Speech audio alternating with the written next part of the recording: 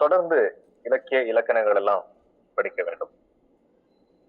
இலக்கணத்தை பொறுத்த வரைக்கும் தொடர் பயிற்சியும் முயற்சியும் பயன்பாடும் இருந்தால் மட்டுமே நல்ல மதிப்புகளை பெற முடியும். இலக்கணத்தை பொறுத்த வரைக்கும் மாற்றி எந்த கேள்வியும் கேட்டிட முடியாது. நேரடியான கேள்விகள் மட்டுமே இடம்பெறும். அது நீங்க எந்த அளவுக்கு அதை உள் வாங்கிக் கொள்கின்றீர்களோ அதற்கு ஏற்பதான் உங்களுடைய விடைகளும் அமையும். அதனால தெளிவு அப்படிங்கிறது மிக அவசியம். தொடர் முயற்சி பயிற்சி தான் அந்த தெளிவை உங்களுக்கு கொடுக்கும். அதனால இன்றைக்கு தொடர்ந்து பொதுவான இலக்கணங்களை நாம பார்க்க இருக்கின்றோம். அந்த வரிசையில வினை வகைகள், வலு, வளாநிலை, வலுவமிதி, தொகை, தொகாநிலை, வினா விடை வகைகள், வல்லினம் மிகுமிடம், மிகா இடங்கள், பொருள்களினுடைய வகைகள், இவை எல்லாவற்றையுமே பார்க்க இருக்கின்றோம். பாடத்தினுடைய உள்பகுதியை தான் தொடர்ச்சி தான் நாம் பார்க்கக்கூடிய பகுதிகள் தான். இதுல ஆரம்ப நிலையில இருந்து இலக்கணம் எங்கு ஆரம்பிக்குது அப்படிங்கிறத பார்க்கும்போது நம்மிடத்திலிருந்து ஆரம்பிக்கிறது. நாம் என்பது இந்த இடத்துல எழுவாய் அப்படின்னு சொல்லக்கூடிய அந்த நம்முடைய பகுதியில இருந்தான் நாம், நீங்கள் இல்லையா? நீங்கள் சொல்லும்போது முன்னிலையாயிடும். இப்ப நாம் அப்படிங்கிறத எழுவாய் அப்படிங்கிறது, அந்த எழுவாய் என்பதைத்தான் நாம் பெயர் சொல் என்று கூறுகிறோம். உங்களுடைய பெயர்களை நீங்க வைத்துக் கொள்ளலாம். உங்களுடைய பெயர்களை வச்சு கூட பார்க்கலாம். எட்வர்டு வந்தான், இங்க ஒரு எடுத்துக்காட்டு தரப்பட்டிருக்கு. எட்வர்டு வந்தான் அப்படிங்கிறதுல இதுல எட்வர்டு வந்தான், முருகன் சென்றான், முகமது செய்தான். இங்க எட்வர்டு, முருகன், முகமது இவை எல்லாம் தான் பெயர் சொற்கள். உங்களுடைய பெயரை கூட நீங்க வச்சுக்கலாம். நீங்கள் செய்யக்கூடிய பெயரை கூட சொல்லலாம். அந்த பெயர் சொற்களை தான் நேரடியா நாம எழுவாய் என்று கூறுகிறோம். அடுத்தது பாருங்க பயனிலை. பயனிலை அப்படிங்கிறது அதோடைய கம்ப்ளீஷன் அப்படின்னு சொல்றோம் இல்லையா? முடிவு என்ன, அது கம்ப்ளீட் ஆன என்ன விஷயம் அப்படிங்கிறத சொல்லலாம். பயனிலை என்பது அது ஒரு வினை சொல்லாக இருக்கிறது. கனகாம்பரம் பூத்தது என்று சொல்லும் பொழுது இங்க பூத்தல் அப்படிங்கிறது வினை சொல் தானே, பூத்தது அப்படிங்கிறது வினை சொல். எனவே இந்த இடத்துல கனகாம்பரம் என்பது எழுவாயாகி விடுகிறது, பூத்தது என்பது வினை சொல்லாக மாறுது. இதுதான் இந்த வினை சொல் தான் பயனிலையும் கூட. வினை சொல்லும் பயனிலையும் ஒன்றாக முடிவு பெறுகிறது. அடுத்தது பாருங்க செயப்படு பொருள். எழுவாய், பயனிலை, செயப்படு பொருள், இது மூன்று முக்கியம். செயப்படு பொருள் அப்படிங்கிறது இப்போ மீனா கனகாம்பரத்தை சூடினாள் அப்படின்னு சொல்லும் பொழுது இப்போ மீனா என்பது எழுவாயாகிறது, கனகாம்பரம் என்பது செயப்படு பொருளாக மாறுகிறது. சூடுதல் என்று சொல்லக்கூடிய அந்த வினை தான் பயனிலையாக மாறுகிறது. சூடினாள் என்பது அங்கு பயனிலையாக இருக்கின்றது. இப்போ எழுவாய் ஒரு வினையை செய்ய அதற்கு அடிப்படையாக தேர்ந்தெடுக்கப்பட்ட பொருள் தான் செய்யப்படும் பொருள். ஒரு கம்ப்ளீட் பண்றதுக்கு என்ன டூல் எடுக்கிறோமோ அது செய்யப்படும் பொருள். நான்காவது பாருங்க தோன்றா எழுவாய். இந்த மூன்று எழுவாய், பயனிலை, செய்யப்படும் பொருள் சொன்னோம். அந்த எழுவாயில தோன்றா எழுவாய் அப்படிங்கிறது வெளிப்படையாக அந்த எழுவாய் தெரியாது. எப்படி? எடுத்துக்காட்டு வந்துட்டு நீ படித்தாய், இங்க படித்தாய் மட்டும்தான் தரப்பட்டிருக்கு, நீ என்பது அடித்து விடப்பட்டிருக்கு இல்லையா? இப்ப படித்தாய் என்பது யாரை சொல்லுகிறது அப்படின்னு சொன்னா தெரியல. அங்க நீ அப்படிங்கிறது சொல்லப்படவே இல்லை. படித்தாய் அப்படின்னு சொன்னாலே அது நீதான் படித்திருக்கணும் இல்லையா? ஆனா யார் அப்படிங்கிறதுல ஆண் பெண்ணா, எத்தனை, யாரு அப்படின்னு எதுவுமே தெரியல. இப்படி எதுவுமே தெரியாமல் படித்தாய் என்ற வார்த்தை வரும் பொழுது இது தோன்றா எழுவாய். அடுத்தது வினை பயனிலை. வினை பயனிலை வினைமுற்று பயனிலையாக வரும் அப்படின்னு வந்துட்டு பாருங்க. வினை பயனிலை அப்படிங்கிறது ஒரு செயல் கம்ப்ளீட் ஆகுது. நான் வரைந்தேன், இதுல வரைந்தேன் அப்படிங்கிற அந்த வினைமுற்று தான் பயனிலையா வந்திருக்கு. அதுதான் அந்த வினை பயனிலை. கம்ப்ளீஷன் பிளஸ் ஒரு செயல் சேர்ந்து வந்திருக்கிறதுனால அது வினை பயனிலை. நான் வரைந்தேன், என்ன வரைஞ்சோம் அப்படிங்கிறதெல்லாம் நான் வரைந்தேன், முடிச்சிட்டேன். அப்போ அங்க வரைதல் அப்படிங்கிறது ஒரு வினையுமே வந்துட்டு வினையே அங்க பயனிலையா மாறி வந்திருக்கு, சேர்ந்து வந்திருக்கு இல்லையா? அதனால அது வினை பயனிலை. அடுத்தது பெயர் பயனிலை. சொன்னவள் வார்த்தை பயனிலையா வருதான். விளையாடுபவர் யார், விளையாடுபவன் யார், இதுல யார் அப்படிங்கிற வந்து வினா சொல்றான் பயனிலையா வந்திருக்கு. எனவே அது வினா பயனிலை. அடுத்தது பாருங்க பெயர் அடை அப்படிங்கிறது அதை சப்போர்ட் பண்ணக்கூடிய ஒரு கேரக்டரை வந்து அடை அப்படின்னு சொல்லுவோம். இப்போ திருக்குறள் அப்படின்னு சொல்லும் பொழுது குறள் அப்படிங்கிறது நமக்கு தெரியும், இரண்டடி வெண்பா அப்படிங்கிறது தான் குறள்னு சொல்லுவோம். திருக்குறள் அப்படின்னா அப்ப திரு என்ன அப்படின்னா அதான் அடை, அடைமொழி சப்போர்ட் பண்ண வர்றது. இப்ப இந்த இடத்துல ஒரு அடை வருது பாருங்க. நல்ல நூல் ஒன்று படித்தேன். நூல் ஒன்று படித்தேன்னு சொல்லி இருந்திருக்கலாம். ஆனா இங்க சொல்லப்படும் பொழுது நல்ல அப்படிங்கிற ஒரு சொல் சேர்க்கின்றோம் இல்லையா? இந்த நல்ல அப்படிங்கிறதான் பெயர் அடை. சரியா? அடுத்தது வினை அடை. அப்ப என்ன வினை அடைங்கிறது? வினைக்கு முன்னாடி ஏதோ ஒரு சப்போர்ட்டிவ் கேரக்டர் ஒண்ணு. மகிழ்நன் மெல்ல வந்தான். அப்போ இங்க வந்தான், மகிழ்நன் வந்தான் அப்படின்னு சொல்லியிருக்கலாம். மெல்ல வந்தான் என்று சொல்லும் பொழுது அது பெயர் அந்த வினை அடையாக அது மாறுகிறது. நடந்து வருதல் அப்படிங்கிறது அது ஒரு வினை சொல்றானே. அப்போ மெல்ல வந்தான் அப்படிங்கிறது வினை அடையாக இருக்கு. தன்வினை அப்படிங்கிறது எழுவாய் ஒரு வினையை செய்தால் அது தான் வினையா. அவன் திருந்தினான், அல்லது உங்கள் பேரை சொல்லிக் கொண்டு திருந்தினான், திருந்தினேன், ஏதோ சொல்லிக்கலாம். இது வந்துட்டு தன்னைத்தானே சொல்லிக் கொள்வது அல்லது பக்கத்தில் இருப்பவனை சொல்லுவது. எனவே அது அதற்கு பேர் தன்வினை. அதுவே பிறவினைனா யாரோ ஒருத்தர் திருத்துறது போல வரும். தானே திருந்துவது அப்படிங்கிறது தன்வினை. தானே ஒரு செயலை செய்வது தன்வினை. அடுத்தவர்களை செய்ய வைப்பது பிறவினை. எடுத்துக்காட்டு பாருங்க, அவனை திருந்த செய்தான் அப்படின்னு சொல்லும் பொழுது வேற யாரோ ஒருத்தரை திருந்த வச்சிருக்காங்க அப்படின்னு சொல்லி வருது இல்லையா? அப்போ எழுவாய் ஒரு வினையை செய்ய வைத்தால் அதுதான் பிறவினையாகும். வி பி போன்ற விகுதிகளை கொண்டிருக்கும். சரி, அது செய்வித்தான், செய்கின்றான் அப்படின்ற வி செய்வித்தான் அப்படின்னு சொல்லும்போது அந்த வி வரும். பி வரக்கூடிய வார்த்தைகள் நம்ம ஏதோ ஒண்ணு இருக்கான்னு பார்ப்போம், படிப்போம், தொடர்ந்து படிப்போம். அடுத்தது பயன்பாட்டு தொடர்களை அறிந்து கொள்ள வேண்டும். சரி, இப்ப நம்ம பார்த்ததுதான் அதனுடைய முடிவுகள் என்னன்னு தெரிஞ்சுக்கலாம். தொடர் அமைப்பினுடைய சிறப்புகள் என்ன அப்படிங்கிறது எடுத்துக்காட்டு பாருங்க. நான் பாடத்தை படித்தேன் அப்படின்ற ஒரு வார்த்தை இருக்கு இல்லையா? அப்ப நான் என்பது எழுவாய், பாடத்தை செய்யப்படும் பொருள், படித்தேன் பயன். அதே வார்த்தை கொஞ்சம் மாத்தி போடுறோம். பாடத்தை நான் படித்தேன் சொல்லும் போது படித்தல் அப்படிங்கிறதா அந்த செய்யப்படும் பொருள் இல்லையா? அதை பாடம் தான் செய்யப்பட்டது. இந்த படித்தேன் பயன் இல்லையா? இது பாருங்க, பாடத்தை நான் படித்தேன் சொல்லும் பொழுது செய்யப்படும் பொருள் எழுவாய் பயனிலையா மாறுது. அதே போல படித்தேன் நான் பாடத்தை, படித்தேன் பயனிலை, நான் எழுவாய், பாடத்தை செய்யப்படுத்தும். நான் படித்தேன் பாடத்தின் வரும்போது எழுவாய் அந்த பயனிலை செய்யப்படும் பொருள். இந்த மாற்றங்கள் எல்லாத்தையும் கொஞ்சம் கவனமா ஒண்ணு தெரிஞ்சுக்கிட்டீங்கன்னா, ஒரே வார்த்தை ஃபர்ஸ்ட்ல எடுத்துக்காட்டு ஒன்றுன்னு இருக்கிறத தெரிஞ்சுக்கிட்டீங்கன்னா மீதி எல்லாத்தையும் மாற்றிக்கலாம் இல்லையா? எப்படி போட்டாலும் நீங்க தெரிஞ்சுக்க முடியும். நான் பாடத்தை படித்தேன் அப்படின்னு ஒண்ணுல பாருங்க, எடுத்துக்காட்டு ஒன்று, நான் பாடத்தை படித்தேன், நான் எழுவாய், பாடத்தை செய்யப்படும் பொருள், படித்தேன் பயனிலை. இது எங்க போட்டா என்ன, எப்படி போட்டாலும் எழுதிடலாம் இல்லையா? அடுத்த பயன்பாட்டு தொடர்கள் நாம் அறிந்து கொள்ள வேண்டும். செய்வினை தொடர் என்ன, செயற்பாட்டு வினை தொடர்னா என்ன? இது ரெண்டுக்கும் வித்தியாசம் என்ன? செய்வினை, செயற்பாட்டு வினை. திருவள்ளுவர் திருக்குறளை இயற்றினார். இது செய்வினை. இது நல்லா நமக்கு தெரியும். திருவள்ளுவர் திருக்குறளை இயற்றினார். அந்த இடத்துல அந்த ஐ போல்டா தரப்பட்டிருக்கு இல்லையா? கொஞ்சம் தடிமனான ஒரு எழுத்து தரப்பட்டிருக்கு. திருக்குறளை இயற்றினார். அடுத்ததுல பாருங்க, செயற்பாட்டு வினையில திருக்குறள் திருவள்ளுவரால் இயற்றப்பட்டது. செய்வினைனாக்கா தானே செய்வதை பற்றி சொல்லுவது. செயற்பாடு அப்படின்னு சொன்னா யாரோ செய்தது போல சொல்வது. பாவை முதல் பரிசை பெற்றாள். டைரக்டா இருக்க விஷயம். முதல் பரிசு பாவையால் பெறப்பட்டது. ராசராசன் தஞ்சை பெரிய கோயிலை கட்டினான். தஞ்சை பெரிய கோயில் ராசராசனால் கட்டப்பட்டது. மக்கள் மழை நீரை சேமித்தனர். மழைநீர் மக்களால் சேமிக்கப்பட்டது. இப்போ இதுல இந்த வார்த்தைகள் மூவர் தேவாரத்தை இயற்றினர். தேவாரம் மூவரால் இயற்றப்பட்டது. இதுல நீங்க இப்ப கண்டுபிடிச்சிருக்கலாம். அந்த எழுவாய்க்கு பின்னாடி இருக்கக்கூடிய செயற்படு பொருள் இருக்கு இல்லையா? செயற்படு பொருள் பாருங்க. செயற்படு பொருள்ல ஐ வந்துச்சுன்னா எழுவாயை விட்டுடலாம். எழுவாய்னாக்கா முதல்ல வரக்கூடியது. செயற்படு பொருள்ல ஐ சேரும் பொழுது அது செய்வினையா செய்வினை தொடர். அதுவே எழுவாயில ஆள் சேரும் பொழுது செயற்பாட்டு வினையா மாறு. சின்ன ஒரு குழுவா, எழுவாயில ஆள் சேர்ந்தா செயற்பாட்டு வினை அப்படி ஞாபகம் வச்சுக்கலாமா? எழுவாயில ஆள் சேர்ந்துச்சுன்னா செயற்பாட்டு வினை. நீங்க எழுவாயில ஆள் சேர்த்து போட்டீங்கன்னாக்கா அப்ப வார்த்தைகளை நீங்க மாற்ற வேண்டியிருக்கும். திருவள்ளுவர் திருக்குறளை இயற்றினார். திருக்குறள் திருவள்ளுவரால் அப்ப என்ன பண்ணியாகணும்? இயற்றினாருங்கிறது இயற்றப்பட்டதுன்னு தான் சொல்லி ஆகணும். இதுதான் வித்தியாசம். சரி, அடுத்து தன்வினைக்கும் பிறவினைக்கும் என்ன வித்தியாசம்? தன்வினை தானே செய்வது, பிறவினை செய்யப்பட்டதை சொல்லுது இல்லையா? இளங்கோ படம் வரைந்தான் செய்வினை.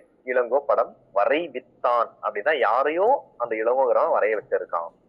மலர்விழி பாடம் படித்தாள், தானே படித்தாள். மலர்விழி பாடம் படிப்பித்தாள்னு சொல்லும் பொழுது யாரையும் படிக்க வச்சிருக்கான். மூன்றாவது, ஓவியா திருக்குறள் பயின்றாள், ஓவியா திருக்குறள் பயிற்றுவித்தாள். மாறன் மாட்டை ஓட்டினான், மாறன் மாட்டை ஓட்டுவித்தான். இந்த வித்தியாசம் தெரிஞ்சுங்க. தாய் குழந்தைக்கு உணவு ஊட்டினாள், தாய் குழந்தைக்கு உணவு ஊட்டுவித்தாள், ஊட்டுவித்தாள். இப்படி இது தன்வினைக்கும் பிறவினைக்கும் இருக்கக்கூடிய வேறுபாடுகள். அடுத்தது பயன்பாட்டு தொடர்களை அறிந்து கொள்ளலாம். அதே தொடர்ச்சி தான் 15வதுல இருக்கக்கூடியது. செய்தி தொடர்பும் உணர்ச்சி தொடர்பும் என்ன வித்தியாசம்? செய்தி தொடர் ரொம்ப சாதாரணமா ஒரு செய்தி வாசிப்பது போல இருக்கும். பாவேந்தரின் பாட்டுத்திறன் மிகவும் நன்று. என்ன பாவேந்தரின் பாட்டுத்திறன் இப்படி சொல்லும் பொழுது அது உணர்ச்சியா மாறும். மாமல்லபுர சிற்பங்கள் அழகாக உள்ளன, இது செய்தி. இப்போ நீங்க இதுல அடுத்ததுல வரக்கூடியதில் தெரிஞ்சுக்கலாம். உணர்ச்சியை பொறுத்த வரைக்கும் அந்த உணர்ச்சிக்கு உரிய அந்த வியப்பு குறியீடு கொடுத்திருப்பாங்க. ஐயோ கொடுமை, மறைந்தாரே அழகு, அழகு, இப்படி எல்லாம் பாருங்க. அதுல எல்லாம் பாருங்க ஐயோ அப்படிங்கிறது இந்த உணர்ச்சி தரப்பட்டிருக்கு. அந்த உணர்ச்சி தரப்பட்டால் அது உணர்ச்சி தொடர், அவ்வளவுதான். அடுத்தது கட்டளை தொடர்பும் செய்தி தொடர்பும் வித்தியாசம் தெரிஞ்சுக்கணும். கட்டளை தொடர் ஒற்றை சொல், ரெண்டே சொல்ல இருக்கும். அந்த கட்டளை பின்னாடி எளிமையா தெரிவது போல. இளமையில் கல், இளமையில் படி, அறம் செய்ய விரும்பு, நல்லது செய்வதற்காக விரும்பு, மாலையில் விளையாடு, திருக்குறள் படி, நாள்தோறும் நன்மை செய். இது கட்டளை இடுவதை போன்று இருக்கின்றது. ஆனால் அதே செய்தி தொடர் என்பது மேலே இப்ப படிச்சது போல அதே போலதான் இளமையில் கற்க வேண்டும். இதே வார்த்தை தான் இளமையில் கற்க வேண்டும் செய்தியாக மாற்றியாச்சு. அறம் செய்ய விரும்பு, அறம் செய்ய விரும்ப வேண்டும், மாலையில் விளையாடு, மாலையில் விளையாட வேண்டும். இந்த வேண்டும் அப்படிங்கிற வார்த்தை போடும் பொழுது அது செய்தி தொடராக மாறிட்டு. துணை வினைகள் அப்படிங்கிறத துணை வினைகள்னா சப்போர்ட் தான். இதுவுமே ஒரு சப்போர்ட்டான விஷயங்கள் தான். தனி வினை அப்படிங்கிறதும் கூட்டு வினைக்கும் என்ன இருக்கு? வினைகள் ரெண்டு வகை, தனி வினை கூட்டு வினைன்னு இருக்கு. படி அப்படின்னு ஒரு சொல் இருக்கு, தனியாக ஒரு வினை இருக்கு, ஒரு வார்த்தை இருக்கு. தனி வினை அடினே பேர் இருக்கு.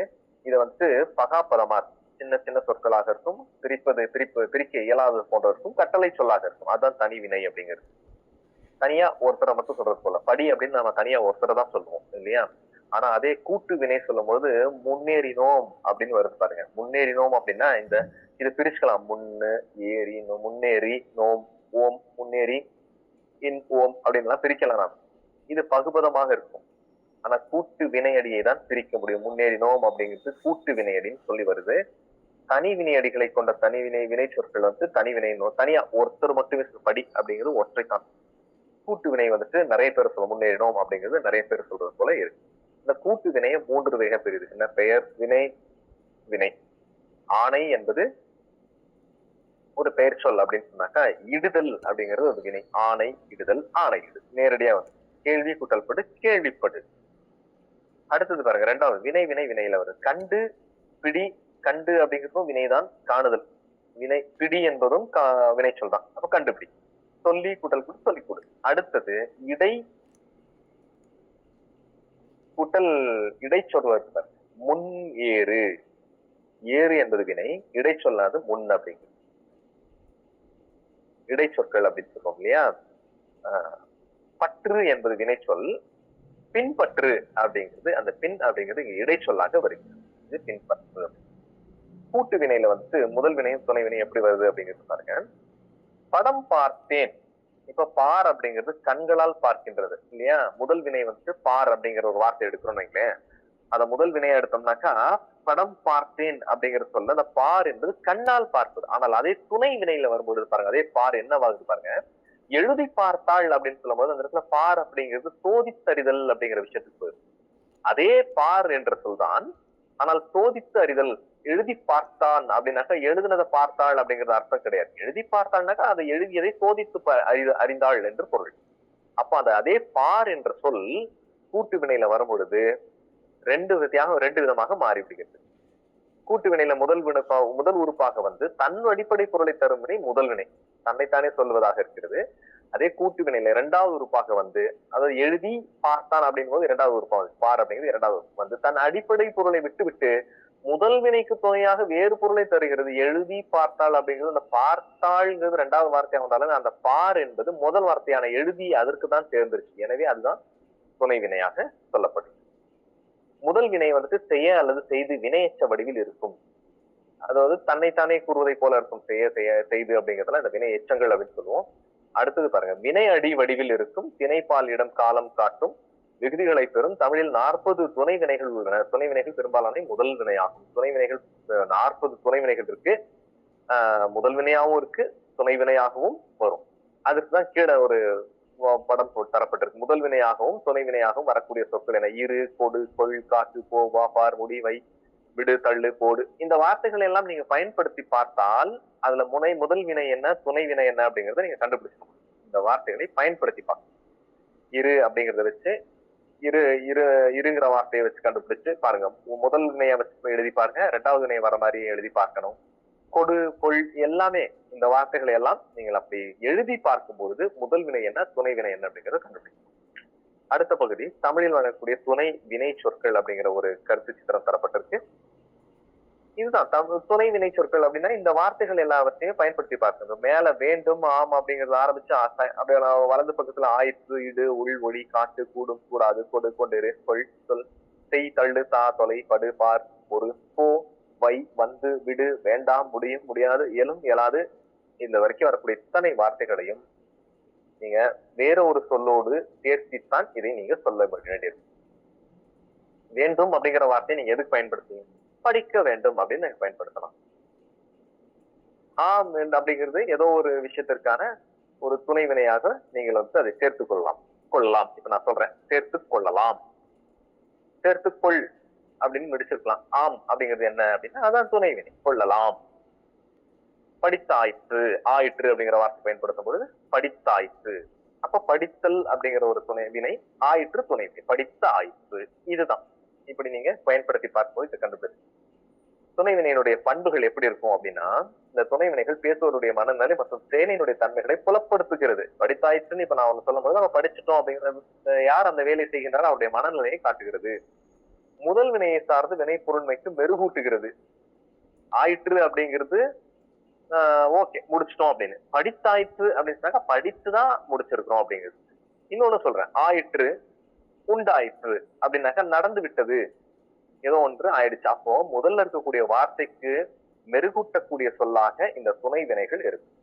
பேச்சு மொழியில் மூணாவது பாயிண்ட் பாருங்க, பேச்சு மொழியில் துணை வினைகள் அதிகமாக உள்ளன. நாம் பேசக்கூடிய பேச்சில் அதிகமான துணை வினைகளை நாம் பயன்படுத்துகின்றோம். நமக்கு தெரியவில்லை, நம்ம தெரியாமலேயே இந்த மாதிரியான இந்த துணை வினைகள் எல்லாம் பயன்படுத்திருக்கோம். இலக்கணாசிரியர் கொஞ்சம் கவனமா அதை பொறுமையா எடுத்து வெளியில கொடுக்கும் போது வேற எதையோ படிக்கிறது போல தெரியும். நீங்க பேசக்கூடிய பேச்சிலேயே இதுல நிறைய துணை வினைகள்லாம் வந்து. சரி, வினை வகைகள் என்ன அப்படிங்கறத இன்னும் கொஞ்சம் தெளிவுபடுத்திக்கலாம். வினை சொற்கள் முற்று, எச்சம் என்பதாக மட்டும் இல்லாமல் அவை பயன்படுவதன் அடிப்படையில் பலவாக பகுத்துரைக்கப்படுகின்றன. அந்த வகையில் தன்வினை, பிறவினை, செய்வினை, செயற்பாட்டு வினை இப்படி எல்லாம் இருக்கு.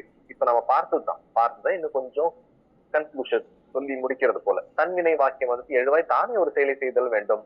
ராமன் பாடம் கேட்பான், அங்க இருக்கிறது எல்லாமே அப்படிதான். தேவி பொம்மை செய்தாள், நான் ராமனை திருத்தினேன், இது பிறவினை. திருத்தினேன் நானே செய்யக்கூடிய, தானே செய்யக்கூடிய செயல் தானே, எனவே அது தன்வினை தான். ஆனா அடுத்தது பிறவினை பாருங்க, ராமன் பாடம் கற்பித்தான், தேவி பொம்மை செய்வித்தாள், யாரையோ செய்வது. அடுத்தது செய்வினை வாக்கியத்துக்கு இன்னொரு எடுத்துக்காட்டு தரப்பட்டிருக்கு. எழுவாய் செயற்படு பொருள் பயனிலை என்ற வரிசையில் வாக்கியம் அமைதல் செய்வினை வாக்கியம் எனப்படும். இதுதான் அந்த வரிசை, எழுவாய் செயற்படு பொருள் பயனிலை. ஆனால் நான் முதலே சொன்ன செயற்படு பொருளோடு ஐ என்ற இரண்டாம் வேற்றுமை உருபு சேர்ந்தோ மறைந்து அல்லது வெளிப்பட்டு வரலாம். அதுதான் திருவள்ளுவர் திருக்குறளை இயற்றினார். திருக்குறள் என்ற செயற்படு பொருளுக்கு ஐ சேர்ந்து வரும்பொழுது திருக்குறளை அப்படின்னு வரும். திருவள்ளுவர் திருக்குறள் இயற்றினார் அப்படின்னு சொன்னாலே நம்ம அங்க மறைந்து உள்ள வந்துருச்சுன்னு அர்த்தம். திருக்குறளுக்கு பிளஸ் காப்பா ஐ சேர்ந்து வந்திருக்கு அப்படிங்கிறது நாம தெரிஞ்சுக்குவோம் இல்லையா? அதுதான் அங்க விளக்கம் தராங்க. அதுக்குதான் அந்த ஐ உருபு மறைந்தும் வெளிப்பட்டும் வருதல் அப்படின்னு சொல்லலாம். அடுத்து செயற்பாட்டு வினை வாக்கியம் என்பது செயற்படு பொருள் எழுவாய் பயனில்லை, கொஞ்சம் ஒரு ஆர்டர் சேஞ்ச் ஆகுது. அந்த மாற்றத்துல அந்த எழுவாய் முன்னாடியோ பின்னாடியோ வரும்பொழுது அந்த இடத்துல ஆள் என்ற மூன்றாம் வேற்றுமை உருபு சேர்ந்து பயனிலையோடு படு அல்லது பட்டது என்ற சொற்று சேர்ந்து வருது. அதற்கு கீழே எடுத்துக்காட்டு தரப்பட்டிருக்கு. மாணவர்கள் வகுப்பை தூய்மை செய்தனர், செய்வினை. இந்த வகுப்பை ஐ சேர்ந்திருக்கு. பக்கத்துல வகுப்பு மாணவர்களால் தூய்மை செய்யப்பட்டது. இந்த பட்டது சேர்ந்து வரும் சொன்னது. அதே போல எழுவாயோடு ஆள் சேருது, மாணவர்கள் ஆள். அதே போலதான் கீழே இருக்கக்கூடிய ஆசிரியர் இலக்கணம் கற்பித்தார், இலக்கணம் ஆசிரியரால் கற்பிக்கப்பட்டது. பாரதியார் எந்தெந்த நிலைத்து நிற்கும் இலக்கியங்களை பாடியுள்ளார், நிலைத்து நிற்கும் இலக்கியங்களை இலக்கியங்கள் பாரதியாரால் பாடப்பட்டுள்ளது. திருவள்ளுவர் திருக்குறளை இயற்றினார், திருக்குறள் திருவள்ளுவரால் இயற்றப்பட்டது. நம்பி நாடகம் நடித்தான், நாடகம் நம்பியால் நடிக்கப்பட்டது. இதுதான் செய்வினை, செயற்பாட்டினை, தன்வினை, பெருவினை அப்படிங்கிற இந்த வினை சொற்கள் அப்படிங்கிறது. சரி, அடுத்த தலைப்பு வழு, வழாநிலை, வழு அமைதி. வழு என்று சொன்னால் தவறு, குற்றம் என்று பொருள். வழாநிலை என்றால் குற்றம் இன்மை, குற்றம் இல்லாதது. வழு அமைதி என்றால் தவறாக இருந்தாலும் குற்றமாக இருந்தாலும் ஏற்றுக்கொள்வது அப்படிங்கிற பொருள் தருகிறது. இப்போ வழாநிலைங்கிறத முதல்ல பார்த்துக்கோம். வழாநிலை இலக்கண முறையுடன் பிழை இன்றி பேசுவதும் எழுதுவதும் வழாநிலை. அதற்கு சில எடுத்துக்காட்டுகள் தரப்படுகிறது. அதுல 7 வகைகள் இருக்கின்றன. வழாநிலை 7 வகைப்படும். அது என்ன அப்படின்னாக்கா, திணை, பால், இடம், காலம், வினா, விடை, மரபு. இந்த 7 விஷயங்கள் தான். கீழே வந்தோம்னா திணை, பால், இடம், காலம், வினா, விடை, மரபு. இந்த 7 விஷயங்கள் தான் வலுவாகட்டும், அல்ல வலுவுக்கும் அதே 7 தான் வரும், வளாநிலைக்கும் அதேதான் வரும். அப்போ வலு அமைதிக்கு என்ன வரும் பார்த்தாக்கா, அதுக்கு வந்துட்டு ஒரு 5 தான் வரும். சரி, இப்போ வளாநிலை 7 வகைன்னு சொல்ற. திணை வளாநிலை அப்படின்னா செழியன் வந்தான், எந்த குற்றமும் இல்லை, எந்த தவறும் இதில் இல்லை, செழியன் வந்தான், அது திணை வளாநிலை. திணையில தவறு இல்லை. திணைனாக்க என்ன, உயர்தனை அக்ரிணை இல்லையா. பால் வளாநிலை என்பது கண்ணகி வந்தாள், ஆனா பெண்ணா அப்படிங்கிறது இங்க கண்ணகி பெண், வந்தாள் சரியா இருக்கு, கண்ணகி வந்தாள். இட வளாநிலை நீ வந்தாய், நீ வந்தேன் அப்படின்னு சொன்னா தவறாயிடும் இல்லையா. நீ வந்தாய் என்பது இடம், தவறு கிடையாது. கால வளாநிலை என்பது நேற்று வந்தான், நேற்று வந்தான்ங்கிறது சரி. வினா வளாநிலை ஒரு விரலில் எது சிறியது பெரியது. இப்போ கேள்வி கேட்கும் போதே எப்படி கேட்கணும்னா, எது பெருசு எது சிறியது அப்படின்னு, எது பெரியது எது சிறியது என்று கேட்பதற்கு முன்பு எந்த விஷயத்தை என்று கேட்க வேண்டும். ஒரு விரலில் எது சிறியது பெரியது என்று கேட்கும் பொழுதுதான் அது வினாவில் தவறில்லாமல் இருக்குது. விடை வளாநிலை என்பது கண்ணன் எங்கே, வீட்டிற்குள் இருக்கிறான். இது பாருங்க, விடையே தவறில்லாம இருக்கு. கண்ணன் எங்கே அப்படின்னு கேட்ட கேள்விக்கு வீட்டிற்குள் இருக்கிறான் அப்படின்னு நாம பதில் தருவது விடையில் தவறு இல்லாமல். வீட்டுக்குள் இருக்கிறான் அப்படிங்கிறது அங்க கேள்வி வர வேண்டிய அவசியம் இல்லை, அது கம்ப்ளீஷன். கண்ணன் எங்கே என்ற கேள்விக்கு வீட்டிற்குள் இருக்கிறான் என்று நாம் விடையை கூறுகிறோம். இது விடை வளாநிலை. அடுத்தது மரபு வளாநிலை என்பது மரபு சார்ந்த சில வார்த்தைகள்ல இருக்கு. தென்னந்தோட்டம் அப்படின்னு சொல்லுவாங்க, தென்னந்தோப்பு என்பது சரியான பதில். தென்னந்தோப்பு என்பது மரபு சொல்லாக தவறில்லாமல் எழுதப்படும். அடுத்தது வலு என்றால் தப்பு தப்பா எழுதுறது, அவ்வளவுதான். இது தப்பு தப்பா எழுதுறத அடுத்த பக்கத்துக்கு போயிட்டோம்னா 7 வகை இருக்கு. திணையில் வலு செழியன் வருவது, செழியன் வருவது இல்ல, அது வருது அப்படின்னு நாம வருவதுங்கிறத விட செழியன் வருது அப்படின்னும் போது வருகிறது, தவறு. பால்வழு கண்ணகி வந்தான், ஆன பெண்ணா பெண்ணா மாற்றுவது. இடவழு நீ வந்தேன், தவறு. இடம் தன்மை முன்னிலைப்பட்டற்கை அப்படிங்கிற இடம் இருக்கு இல்லையா, அந்த இடத்தில் தவறு. காலவழு என்பது நேற்று வருவான், இது காலத்தில் தவறு. வினாவழு ஒரு விரலை காட்டி, ஒரே ஒரு விரலை காட்டி, இங்க ஒரு விரலை காட்டினா ஒரு விரலை காட்டி இது சிறியதா பெரியதா என்று கேட்பது அதுவே தவறு. 5 விரலை காட்டி சிறியதா பெரியதான்னு கேட்டிருந்தோம்னாக்கா அது வினா வழுவோம், வினா வளாநிலை. இங்க ஒரே ஒரு விரலை காட்டி சிறியதா பெரியதா என்று கேட்பது தவறு. ஏன் அப்படின்னா இன்னொன்று காட்டும் பொழுது இது பெரியதாகவோ சிறியதாகவோ மாறிடும், எனவே அது வினா தவறு. அடுத்தது விடை பாருங்க, கண்ணன் எங்கே என்ற வினாவிற்கு கண்ணாடி பைக்குள் அப்படின்னு சொல்லக்கூடாது, சம்பந்தம் இல்லாத பதில் தரக்கூடாது. அந்த கண்ணாடி பைக்குள் அப்படிங்கிறது பின்னாடி கேள்வி தேவையில்லை.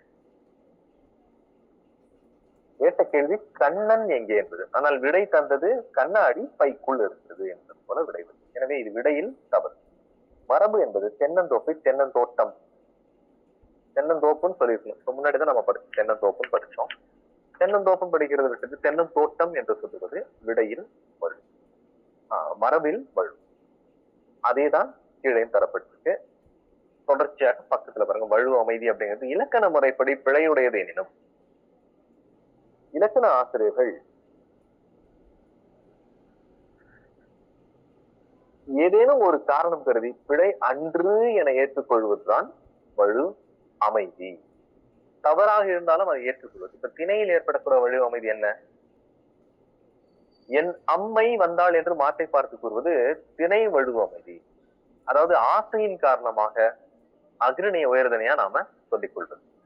இரண்டாவது பால் வழுவமதி. வாடா ராசா வாடா கண்ணா என்று தன் மகளை பார்த்து தாயாளை பெண் குழந்தையை பார்த்து வாடா அல்லது ராசா என்றோ வாடா கண்ணா என்றோ ஆண்களுக்கு உரிய ராஜனா கண்ணன் என்ற சொற்களை பெண்ணுக்கு தாய் அழைக்கின்றார். இதுவும் ஆசை காரணமாக அழைக்கின்ற காரணத்தால் இதுவும் பால் வழு அமைதி ஏற்றுக்கொள்வது. வழு அமைதி என்றால் ஏற்றுக்கொள்வது என்று இடவழு அமைதி. மாறன் என்பான் தன்னை பற்றி பிறரிடம் கூறும் பொழுது இந்த மாறன் ஒரு நாளும் பொய் கூற மாட்டான் என தன்மையினை படர்க்கையின் இடத்தில் வைத்து கூறுவது இடவழு.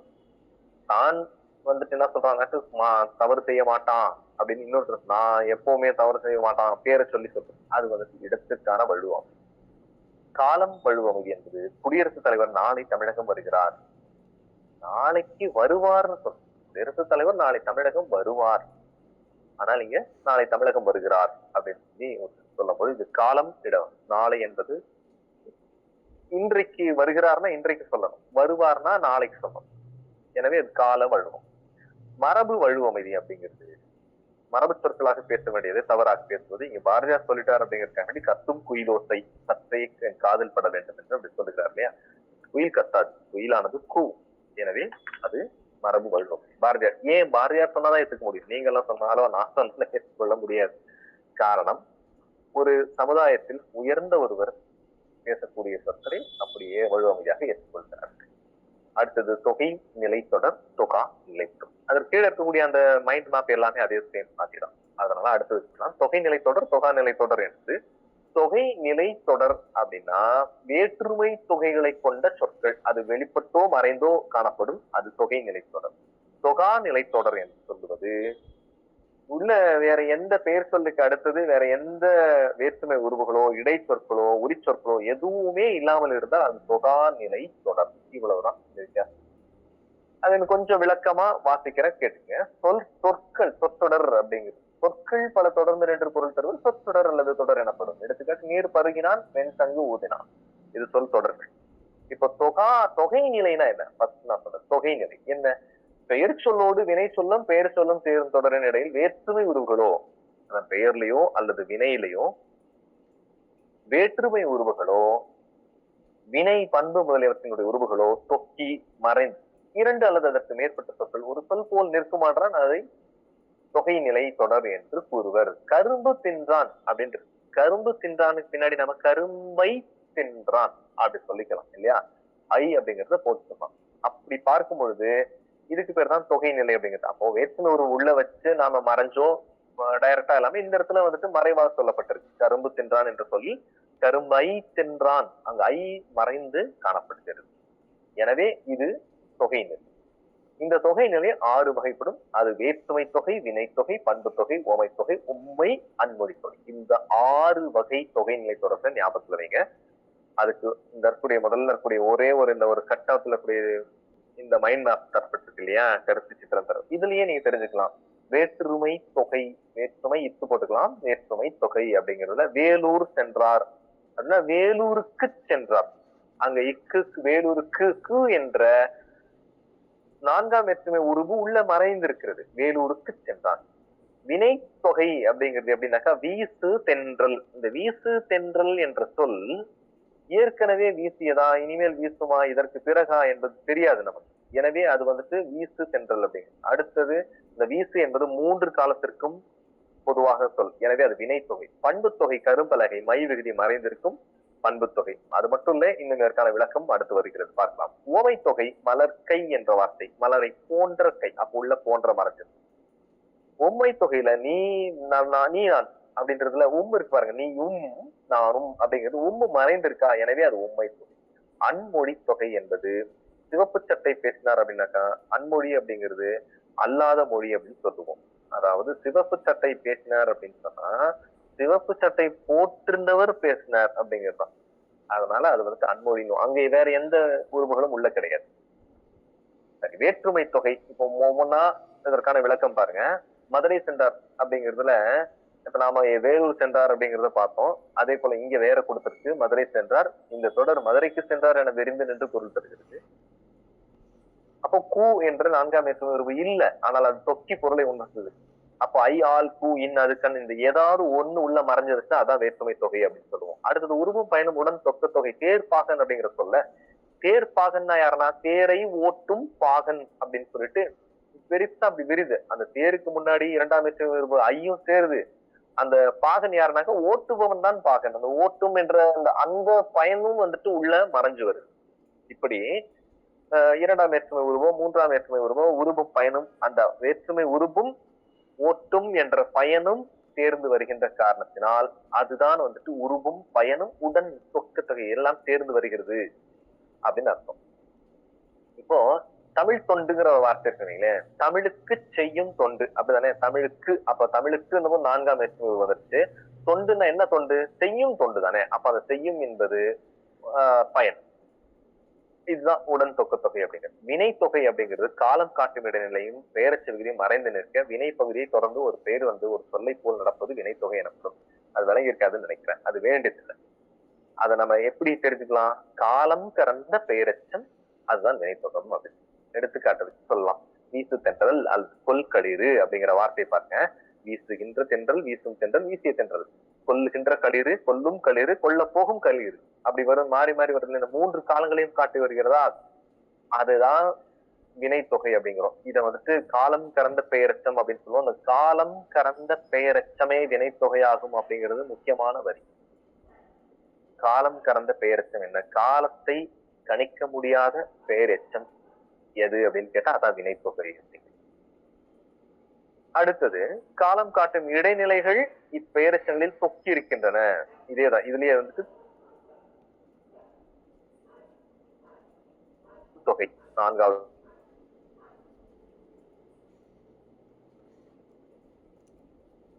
தொகை. அளவு அல்லது குணம் அப்படிங்கிறது இங்க வரும். இந்த குணம் இவற்றையும் வைத்துக் கொண்டு நிறம், சுவை, நிறம், கலர், வடிவம், ஷேப், சுவை, டேஸ்ட், அளவு வந்துட்டு சைஸ், அது போக கேரக்டர் அப்படிங்கிறதும் நம்ம சேர்த்துக்கிறாரு. குணத்தையும் சேர்த்துக் கொள்ள வேண்டும் பண்பு தொகையில. குணமும் சேர்ந்துருச்சுன்னு வைங்களேன். இப்ப இத்தனையும் சேர்ந்துதான் பண்பு தொகை அப்படிங்கிறது. அதாவது செங்காந்தள் அப்படின்னா செம்மையாகிய காந்தள் மலர் அப்படிங்கிறது. செம்மைங்கிறது இப்ப கலரை சொல்லு. வட்ட தொத்தி அப்படிங்கிறது வடிவத்தை சொல்லி, ஷேப் சொல்லி. இன்மொழி இனிமையான மொழி அப்படிங்கிறது வந்துட்டு இங்கதான் இங்க கேரக்டர் சொல்லியிருக்கு. சரி, எடுத்துக்காட்டுகள் தரப்பட்டது 3 தான். மீதி 5 வகையும் வைத்துக் கொண்டு நாம் அதுல பெரும்பான்மை பார்த்தோம்னா மை விகுதி மறைந்திருப்பதை வைத்து கண்டுபிடித்துக் கொள்ளலாம். இரு பெயரொட்டு பண்பு தொகை என்ற அடுத்த தலைப்பு. சிறப்பு பெயர் முன்னாடியும் பொது பெயர் பின்னாடியும் இருக்க நடுவுல ஆகிய அப்படிங்கிற பண்பு உருவு தொக்கி வரும். எடுத்துக்காட்டு மார்கழி, திங்கள், தாரை, பாம்பு. 2 எடுத்துக்காட்டு. மார்கழி மாதம் என்பது மார்கழியும் திங்கள் மாசம் தான். திங்கள் என்பது மாசம். என்ன திங்கள்? மார்கழி. பாம்புங்கிறது ஒரு பொது பெயர். அதுல சிறப்பு என்ன? தாரை என்பது சிறப்பு. தாரையும் அதாவது தாரை பாம்பு சிறப்பும் பொதுவும் சேர்ந்து வருவது இரு பெயர் ஒட்டு பண்பு தொகை. அடுத்தது உவமை தொகை. உவம உருவ மறைஞ்சிருக்கும் வார்த்தைக்கு நடுல. மலர், கை, மலர் போன்ற கை, அவ்வளவு.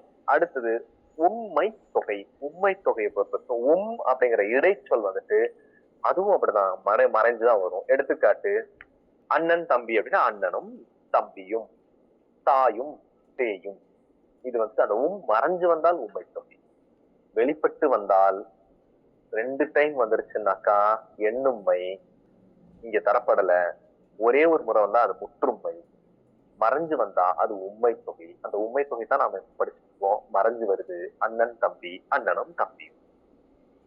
அன்மொழி தொகை அப்படின்னு சொன்னா இந்த பாருங்க விளக்கம் பாருங்க. வேற்றுமை, வினை, பண்பு, உவமை, உண்மை இந்த தொகைநிலை தொடர்புல உருபுகளும் அவை அல்லாத சொற்களும் மறைந்து வருவதுதான் அன்மொழி தொகை. சிவப்பு சட்டை பேசினார் அப்படின்னு பார்த்தோம். அதே போல முறுக்கு மீசை வந்தாருங்கிற ஒரு வார்த்தை இருக்கு. அப்படின்னா நான் அவங்களுடைய ஆட்களை குறிப்பிடுவது. இதுதான் வந்துட்டு அன்மொழி தொகை அப்படிங்கிறது. அடுத்தது தொகா நிலை தொடர் அப்படின்னாக்க இப்போ ஏற்கனவே இப்ப நாம பார்த்த இந்த 6 விஷயங்களும் இல்லாமல் வரக்கூடிய ஒரு சொல் அது தொகா நிலை தொடர். எடுத்துக்காட்டு பாருங்க. காற்று வீசியது. இதுல நாம எதையுமே சொல்ல வேண்டியதில்லை.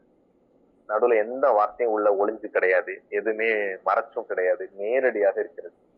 காற்று வீசியது, குயில் கூவியது, அதுவும் அதே போல எந்த விஷயமும் கிடையாது. இந்த தொகாநிலை தொடர்கள் வந்துட்டு 9 வகை பெற்றிருக்கிறது. கீழே இருக்கக்கூடிய சிறப்பு சித்திரம் பாருங்க. எழுவாய் தொடர், விழித்தொடர். எழுவாய் தொடர் இனியன் கவிஞர். எழுவாய் தொடர்னா எழுவாய்னாக்கா இங்க இனியன், அவர் கவிஞர். இதுல நடுவுல எந்த ஒரு மாற்றமும் கிடையாது, எந்த ஒரு வார்த்தை உள்ள நம்ம சேர்க்க முடியாது. இனியன் கவிஞர், அவர்தான் இனியன் கவிஞர். இது இனியன் மருத்துவர் என்று சொல்லிக்கலாம். விழித்தொடர், நண்பா எழுது, ஃப்ரெண்ட ஒருத்தரை கூப்பிடுறீங்க, அழைக்கிறீங்க, நண்பா எழுதுக அப்படின்னு சொல்றீங்க. விழித்தொடர், கட்டளை தொடர், நண்பா வா அப்படின்னு கூட சொல்லலாம் இந்த இடத்துல. வினை முற்று தொடர், பாடினான் கண். எதுவுமே எந்த ஒரு விஷயத்தையும் நம்ம சேர்க்க வேண்டியது தொகாநிலை. அப்படி இதுக்கெல்லாமே தொகாநிலை. பேரச்சம், கேட்ட பாடல். கேட்ட என்ன அப்படின்னா பாடல். அகரம் மறைஞ்சு வர்றதுனால பேரெச்சம், அதை வச்சு நீங்க பேரெச்சம் தொடர். வினையச்சம்னாக்கா இகரம் அல்லது உகரம் மறைஞ்சிருக்கும், மகரம் ஒளிஞ்சிருக்காது, நேரடியாக பாடி மகிழ்ந்தார், பாடு என்றார். பாடு அப்படிங்கிறதும் வினையச்சம், பாடி அப்படிங்கிறதும் வினையச்சம், மகிழ்ந்தார். வேற்றுமை தொடர், செய்யுள் ஐ படித்தான். இப்ப ஐ வந்துருச்சா, அது வேற்றுமை தொடர். வேற்றுமை எடுத்து வெளிப்பட்டு இருக்கிறதுனால அது வேற்றுமை தொடர். இடைச்சொல் மற்று அப்படிங்கிறது இடைச்சொல். ஒன்று, மற்ற ஒன்று. உரிச்சொல் மா மன்னர், சால உருத்தவன் அணிக்கூர் கழிமா இல்லையா, மா மன்னர். அடுக்கு தொடர் 2 முறை. இந்த 9 வகைதான் தொகாநிலை தொடர்கள். அதற்கான விளக்கம் தான் பக்கத்தில் இருக்கக்கூடியது. இப்ப நம்ம படிச்சது போல இது அப்படியே அதே விஷயங்கள் தான் இங்க தரப்பட்டிருக்கு. உரிச்சொல்ல அடுக்கு தொடர் வரைக்கும் இருக்கக்கூடிய 9 விஷயங்களும் அதேதான் தரப்பட்டிருக்கு. அடுத்த தலைப்பு போயிடலாம். தொகாநிலை தொடர்கள். அதே மைண்ட் மேப் பின்னாடி 6 வகை இருக்கு. தொகைநிலை தொடர்கள் 6 வகைப்படும், தொகாநிலை தொடர்கள் 9 வகைப்படும். எல்லாம் சேம், அதே விஷயங்கள் தான் திரும்ப திரும்ப வருது. அடுத்த தலைப்பு போயிடலாம். வினா வகைகள். வினா வகைகள் மற்றும் விடைவைகள் என்ன? இதுவும் நீங்கள் ஏற்கனவே படித்திருந்தாலும் கூட நினைவுபடுத்திக் கொள்ளலாமா?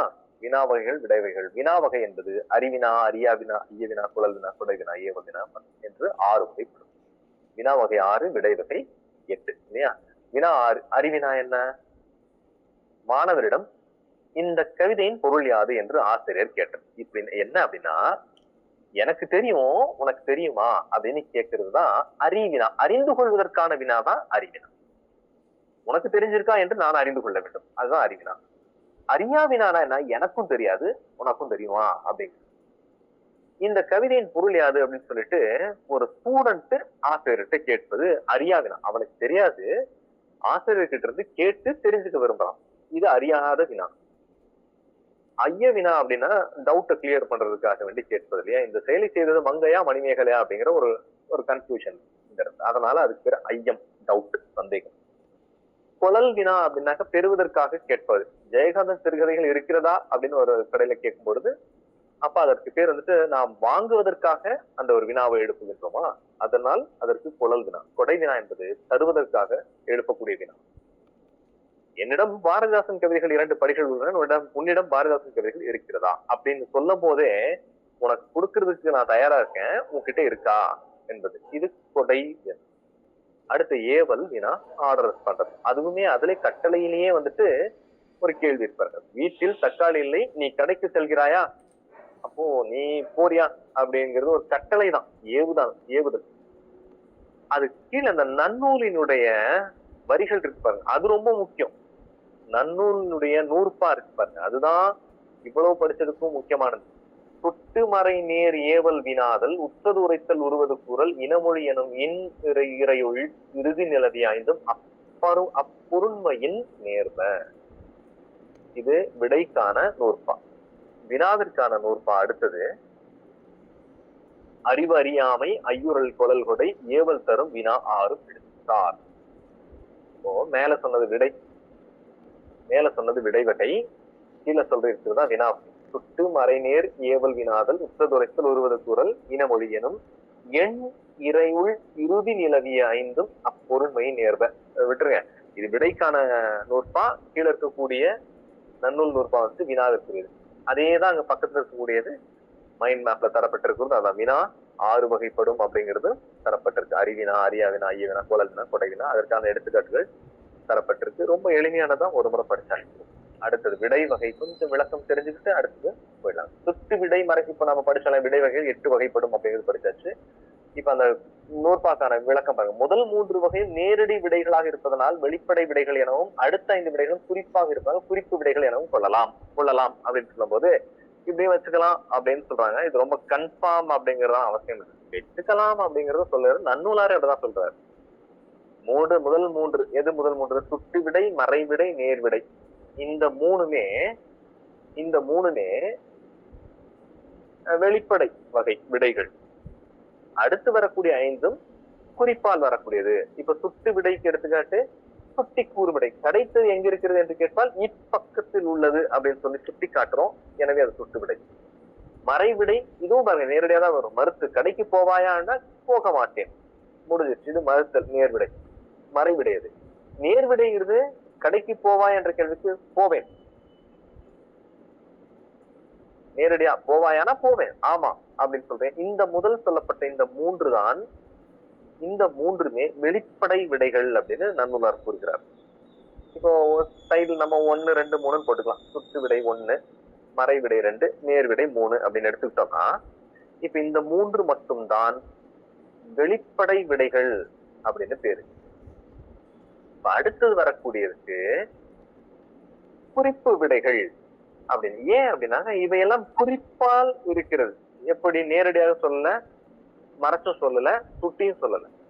எடுத்துக்காட்டு, இது செய்வாயா அப்படின்னு கேட்டா நீயே செய் அப்படிங்கிறது. இது ஒரு பதில்.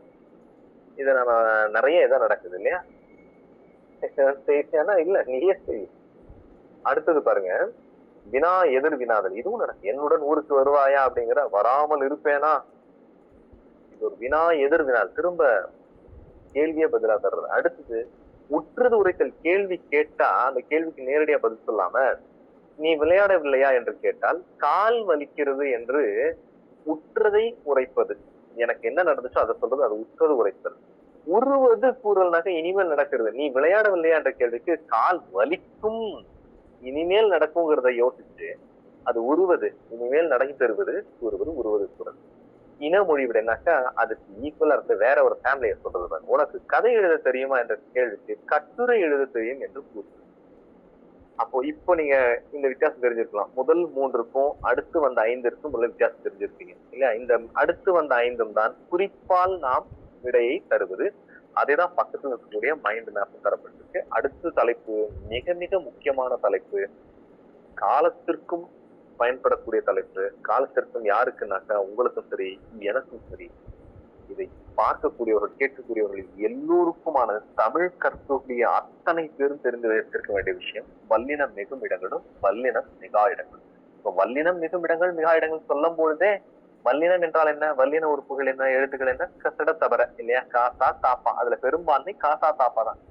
கசட தபர இந்த 6 எழுத்துக்கள் வல்லின எழுத்துக்களில் காசா தாப்பாதான் முக்கியமே தவிர இந்த டாவும் ராவும் நம்ம பெருசா இங்க மிகவும் மிகா இடங்கள்ல கொண்டு வர்றது இல்லை.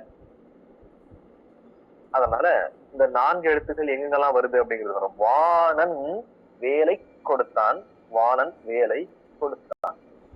வித்தியாசம் பாருங்க. வாணன் வேலை கொடுத்தான், வாணன் வேலை கொடுத்தான். 2க்கு வித்தியாசம் தெரியுது இல்லையா? இந்த 2 தொடர்களுக்கும் உள்ள வேறுபாடு என்ன? வல்லெழுத்துக்கள் காசா தாப்பா. இந்த 4 தான் மொழிக்கு முதலில் வரணும்.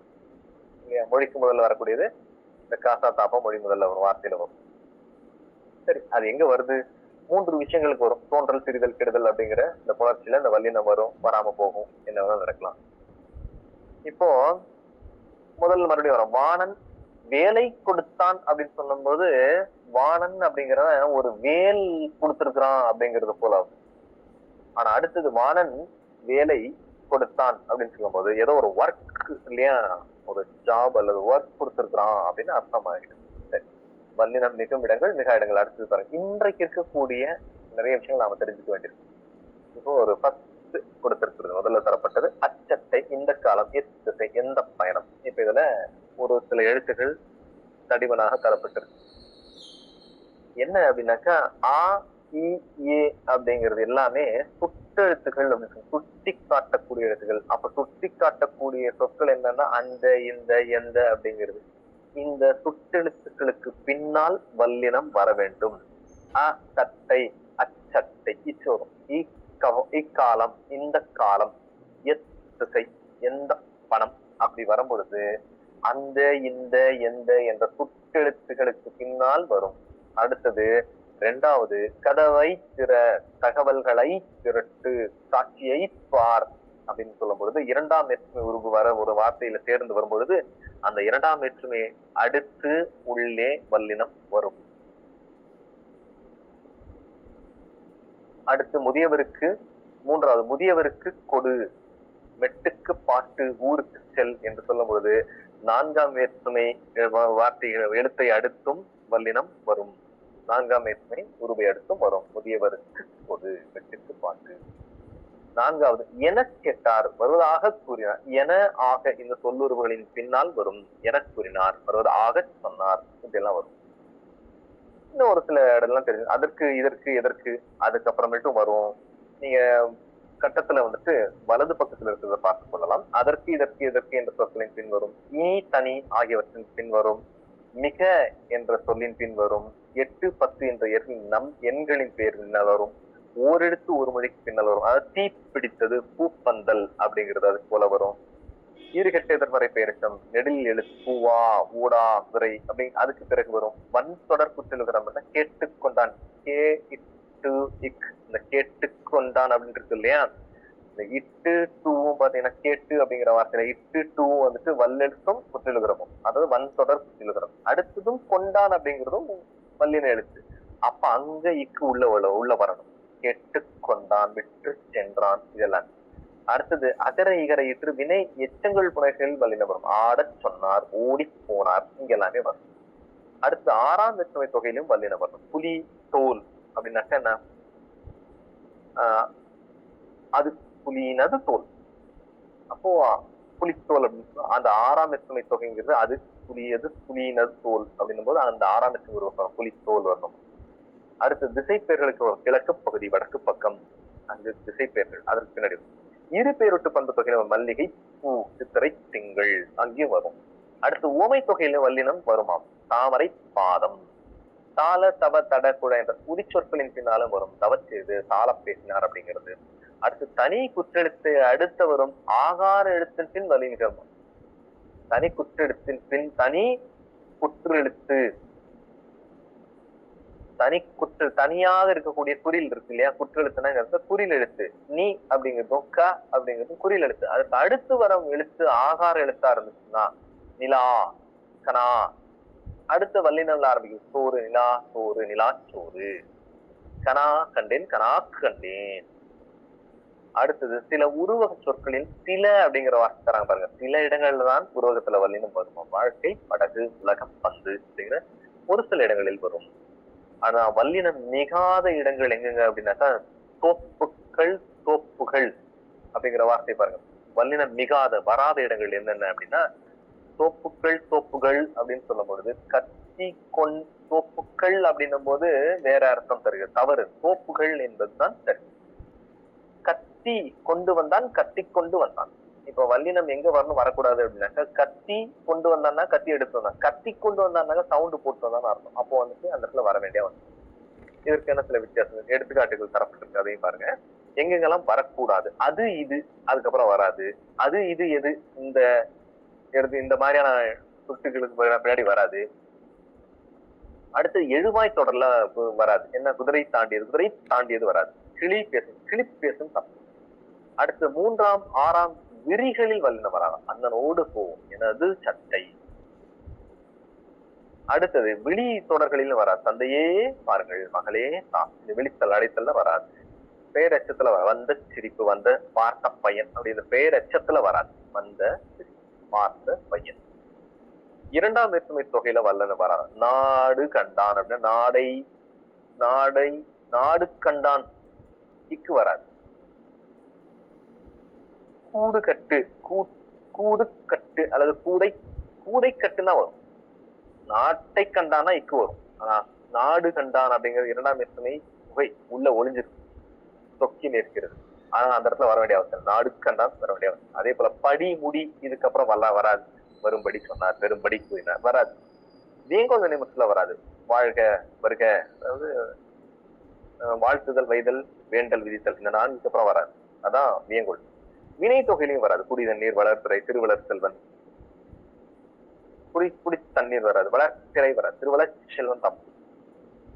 அடுத்து 8, 10ங்கிற நம்பர்ஸ் தவிர வேற எங்கேயுமே வராது. ஒரு புத்தகம், 3 கோடி வராது. உண்மை தொகையிலையும் வராது. உண்மை தொகைனா மறைஞ்சிருக்கும் உண்மை. தாய் தந்தை, தாய் தந்தைன்னு எழுத வேண்டியது, இரவு பகல் எழுத வேண்டிய அவசியம் இல்லை. அன்று, இன்று, என்று, ஆவது, அடா, அடி போன்ற இந்த சொற்களின் பின்னாலும் வராது. அவ்வளவு, இவ்வளவு, எவ்வளவு, அத்தனை, இத்தனை, எத்தனை அதுக்கப்புறமும் வராது. அத்தகைய, இத்தகைய, இத்தகைய அதுக்கும் வராது.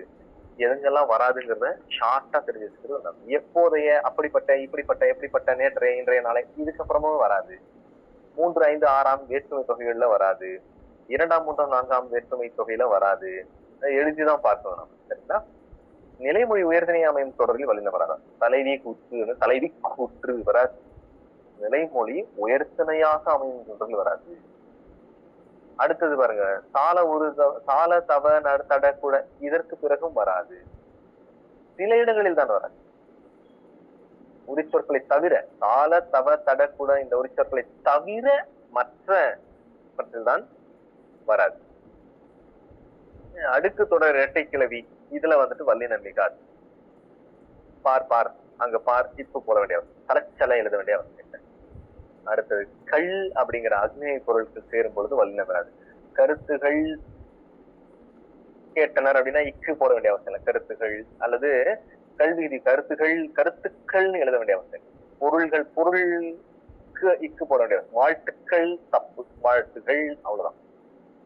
ஐகார வரிசை உயர்மை சொற்களாக வரும்போது அவற்றோடும் கல் விகுதி வரும்பொழுதும் வல்லினம் வராதான். பைகள், கைகள் அவ்வளவுதான். பைக்கள் அப்படின்னு எழுத வேண்டிய கைகள் தேவை. அடுத்து பொருள்கோளினுடைய வகை. பொருள்கோள் ஏற்கனவே நீங்க பொருள் கொள்ளுதல் தான் பொருள்கோள். ஆற்று நீர், மொழி மாற்று, நிரல் நிறை, வெற்பூட்டு, தாப்பிசை, அலைமறிப்பாப்பு, கொண்டு கூட்டு, அடிமறி மாற்று பொருள்கோள் அப்படிங்கிறதா அந்த பொருள்கோளினுடைய வகைகள். அந்த பொருள்கோளினுடைய வகைகள் 8 வகை அப்படிங்கிறது உங்களுக்கு தெரிஞ்சிருக்கும். அந்த 8 வகைக்கான விளக்கங்கள் பாருங்க. ஆற்று நீர் பொருள்கோள் அப்படிங்கிறது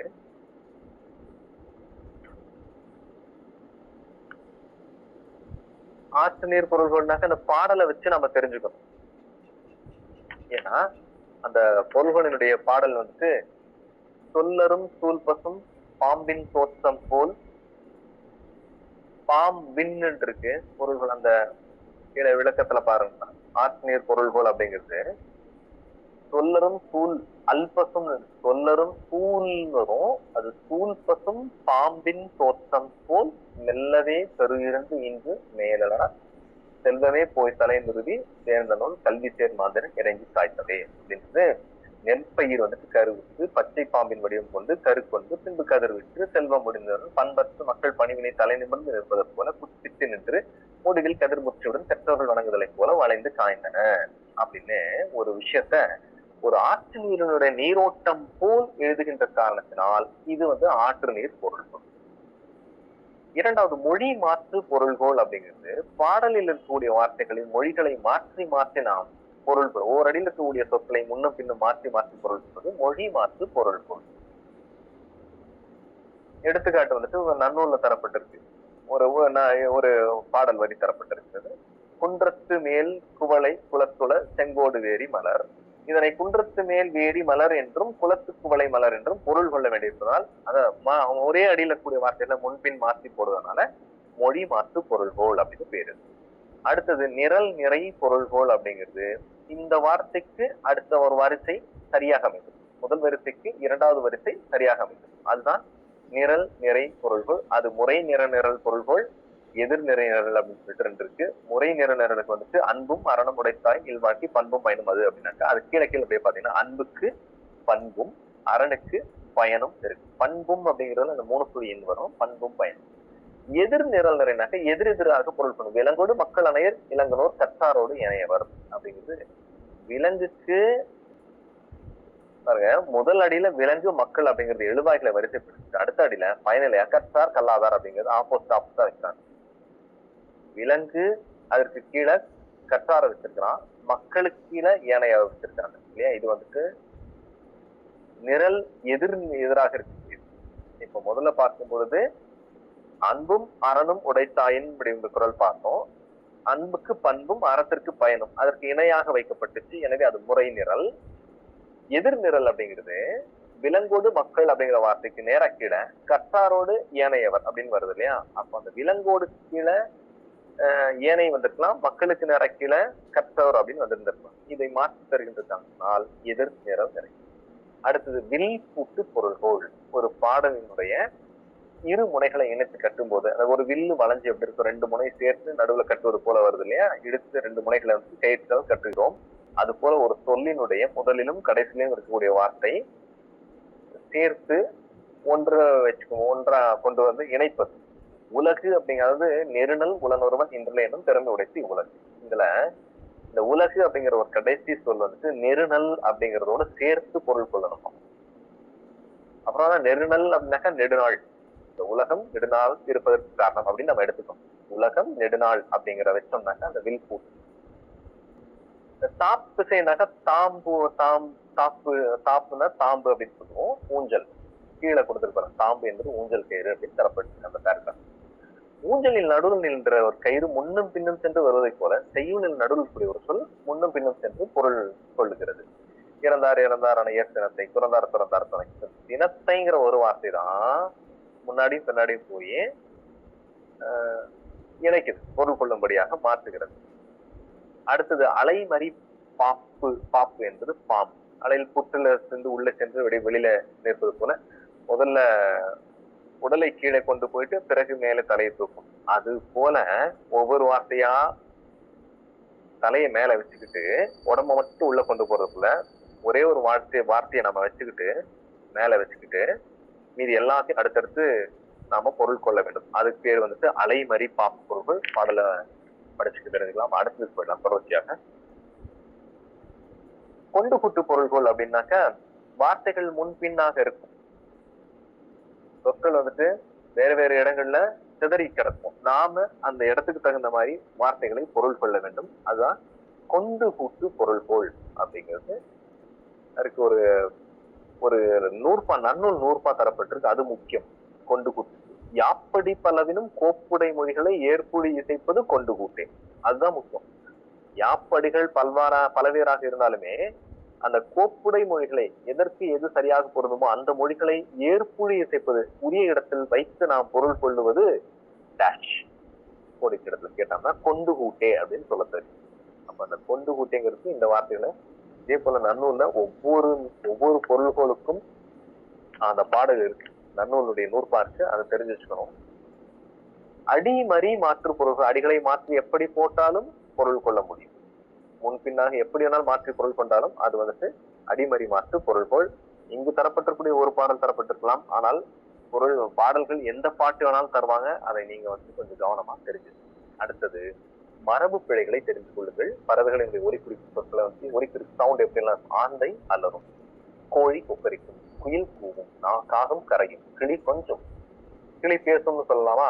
பேசும் போட்டுக்கலாம், கொஞ்சம் சொல்லலாம்.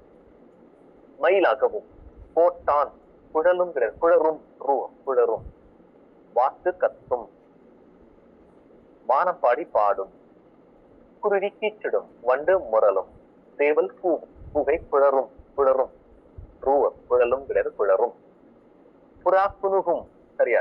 அடுத்தது விலங்குகளினுடைய ஒலிப்பிரிப்பு. நாய் குறைக்கும், நரி ஊளையிடும், குதிரை கனைக்கும், கழுதை கத்தும், பன்றி உருமும், சிங்கம் முழங்கும், எருது எக்காலமிடும், எலி கீச்சிடும், பசு கதரும், தவளை கத்தும், குரங்கு அலம்பும் அலப்பும். குரங்கு அலம்பும் அல்லது அலப்பும். பாம்பு தீரும், தீரிடும், தீரும், தீரிடும். யானை பிளிரும், பல்லி சொல்லும். பறவைகள் மற்றும் விலங்குகளின் இளமை பருவம். இளமையில இதுல எப்படி எல்லாம் சொல்லும்? புலிக்குட்டின்னு சொல்லக்கூடாது, புலிப்பறல்.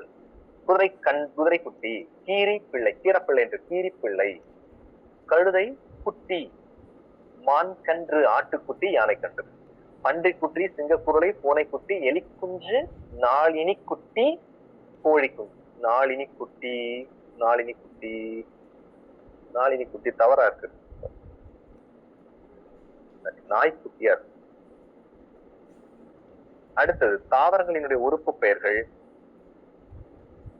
சோளத்தட்டு, முருங்கைக்கீரை, தாழை மடல், தென்னங்கீற்று, வாழை இலை, பனை ஓலை, வேப்பந்தழை, மாவிலை, மூங்கிலிலை, நெல் தாழ்.